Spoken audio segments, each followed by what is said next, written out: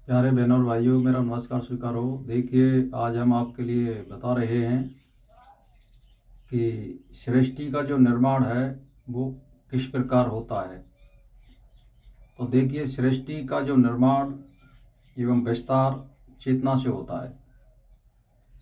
जड़ से कभी विस्तार नहीं होता है। विज्ञान भी जड़त्व के नियम में यही कहता है कि जड़ को जिस स्थिति में रखा जाएगा वो वैसा का वैसा रखा रहेगा। वह अनंत काल तक उसी स्थिति में रहेगा जब अन्य कोई बाधा उसमें ना आए। इसीलिए प्रकृति स्वयं विकास नहीं कर सकती। एक से दो और दो से हजार होने की जो प्रक्रिया है वो चेतन द्वारा ही होती है। यानी कहने का मतलब ये, जैसे मान के चलिए, जो सृष्टि का जो कर्ता है वो चेतन है, प्रकृति नहीं है। इसका मतलब आप ये समझिए, जैसे मान के चलिए पृथ्वी, अग्नि, जल, वायु, आकाश ये जड़ हैं, लेकिन ये स्वयं चेतना या विस्तार नहीं कर सकते जब तक उसमें चेतना नहीं आएगी। तो चेतना का मेरा मतलब ये है कि हमारे शरीर में भी मौजूद रहते हैं पांच तत्व, और पांच तत्वों से ही बना हुआ है।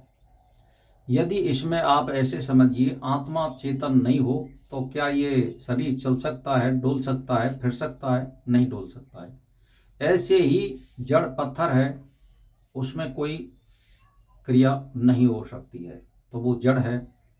तो चेतन जो होता है विस्तार उससे होता है, प्रकृति या जड़ से नहीं होता है। तो हजारों की जो विस्तार जो होता है वो चेतन का होता है और जड़ द्वारा नहीं। जड़ टूटकर विभाजित एवं पुनः संगठित हो सकता है, किंतु वह विस्तार को प्राप्त यानी एक से चार और चार से 10 यानी टुकड़े उसके हम कर सकते हैं। लेकिन एज ये जैसा जैसा वो है वैसा हम कुछ नहीं बना सकते। कहने का मेरा मतलब ये, जैसे कोई पत्थर पड़ा हुआ है 5 किलो का, दूसरा हम 5 किलो का पत्थर उसमें से किसी भी प्रक्रिया में नहीं बना सकते। उसके 10 टुकड़े कर सकते हैं, हम 100 टुकड़े कर सकते हैं। यानी उसका विखंडन हो सकता है, खंड खंड हो सकता है, लेकिन मतलब यह है कि वो विस्तार को प्राप्त नहीं होगा। तो जो विस्तार को जो प्राप्त होता है वो चेतन शक्ति ही विस्तार को प्राप्त होती है, जड़ नहीं होता है। आज का जो विषय था वो यही था मेरा मूल रूप से। तो आप जड़ और चेतन का जो भाव समझोगे वो किस प्रकार समझोगे कि भाई हमारा शरीर पृथ्वी, अग्नि, जल, वायु, आकाश इनके द्वारा बना हुआ है और इनके द्वारा ही सृष्टि होती है, लेकिन बगैर चेतन के संभव नहीं है। जैसे मान के चलिए पृथ्वी है और पानी भी पड़ जाए बीज पर, तापमान यानी अग्नि सूर्य के द्वारा मिल जाती है, आकाश पोल द्वारा मिल जाती है, और जो है चेतना यदि इसमें नहीं हो, वायु स्पर्श कर रही है, तो ये चेतना जो है बगैर चेतना के जो है पेड़ विस्तार को प्राप्त नहीं होता है।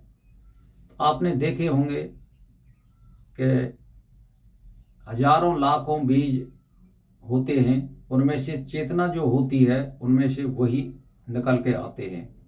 तो मेरा कहने का मतलब यह है कि जितनी भी वस्तुएं हैं वो चेतन के द्वारा विस्तार को प्राप्त होती हैं, जड़ के द्वारा नहीं। और मूल रूप से आप ये समझ लीजिए कि जो मनुष्य में 5 तत्व मौजूद हैं और ये 5 तत्वों से ही शरीर बना हुआ है, यदि इसमें से आत्मा को निकाल दिया जाए तो ये मृत माना जाएगा, ये विस्तार को प्राप्त नहीं होगा। ना ये फिर सृष्टि कर सकता है और ना ये देख सकता है, ना ये बोल सकता है, ना हल सकता है, ना डुल सकता है। तो यानी जड़ हो जाएगा ये। तो विस्तार जो होता है, एक से दो और दो से लाखों करोड़ों कौन होते हैं, वो केवल चेतन का विस्तार होता है, ना कि जड़ का। आप मूल रूप से ये समझ जाइए। तो इसमें चेतन कौन हुआ? हमारे शरीर में जो चेतन है वो आत्मा है, और जो जड़ है वो हमारा शरीर है। तो इसमें जो चेतनता जो प्राप्त कर रहा है, हमारी देखने की शक्ति, सुनने की शक्ति, खाने की शक्ति, रचना की शक्ति, स्पर्श की जो शक्ति, ये हमारे चेतन के द्वारा ही हमें अनुभव हो सकती है, किसी दूसरी प्रक्रिया के द्वारा नहीं होती है। जब ये आत्मा हमारे शरीर से निकल जाती है तो ये जड़ हो जाता है, और ना हम किसी चीज़ का हम अनुभव नहीं कर सकते, ना देख सकते, ना खा सकते, ना पी सकते, ना सुन सकते। तो आप जड़ का और प्रकृति का ये मतलब समझ लीजिए। तो विस्तार किससे होता है? चेतन से, यानी प्रकृति और जड़ से नहीं होता है। मेरा मूल रूप आज समझाने का यही था। अरे विनोद भाइयों, मेरा इसी के साथ नमस्कार स्वीकारो।